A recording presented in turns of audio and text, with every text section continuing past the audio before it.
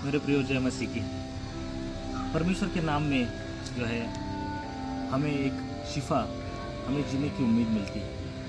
और परमेश्वर जैसा नया दिन हमारे जीवन में देते हैं, वो चाहते हैं कि हम हर दिन अपने आप को जैसा परमेश्वर चाहते हैं वैसा बनाएं। इसीलिए रोमी की पत्री 12 अध्याय पहला और दूसरा वचन हमें इस बात के लिए जो उत्साहित करता है। जबकि प्रेरित पौलुस जो है रोमियो की कलीसिया को ये बातें लिख रहे थे, और जबकि रोमियो की कलीसिया और लोगों में ये वातावरण फैला हुआ था कि वो संसार में घुल चुके थे। परमेश्वर के वचन को जानकर भी वो संसार और संसार के रीति रिवाजों के पीछे भाग रहे थे। इसीलिए मेरे प्रियो, आज की परिस्थिति वैसी ही कुछ हमें नजर आती है। शायद हमारा जीवन भी कहीं ना कहीं उसमें जो है संसार की बातों में घुल मिल गया हो।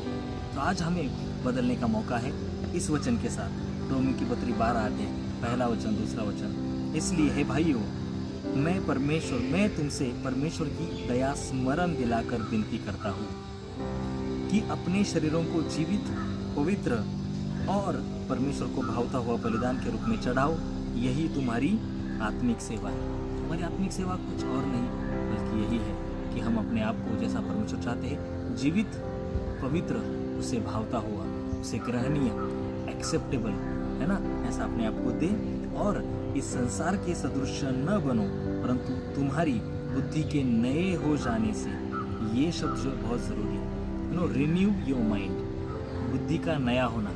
परिवर्तन अगर कहाँ से है मेरे प्रियो, हमारे जीवन में, हमारे खुद से, हृदय से इसकी शुरुआत होती है। इसलिए वचन हमें कहता है कि और इस संसार के सदृश न बनो, परंतु अपने बुद्धि के नए हो जाने से तुम्हारा चाल चलन भी बदलता जाए, जिससे तुम परमेश्वर की भली, भावती और सिद्ध इच्छा अनुभव से मालूम करते रहो। बहुत जरूरी, इस वचन को हमने कई बार सुना हो, लेकिन आज मैं आपको इस वचन के द्वारा यही उत्साहित करना चाहूँगा कि हमें अपने आप को बदलना है और परमेश्वर जैसे चाहते हैं वैसे बनाना है। ट्रांसफॉर्मेशन हमसे शुरू होगा, परिवार में हमें दिखाई देगा, फिर समाज में दिखाई देगा, जहाँ हम रहते वहाँ दिखाई देगा, लेकिन उसकी शुरुआत आपसे और मुझसे होती है। इसलिए अपने आप को बदलो, रिन्यू योर माइंड, अपने मन को परिवर्तित करो, परमेश्वर जैसे चाहते वैसे बनाओ।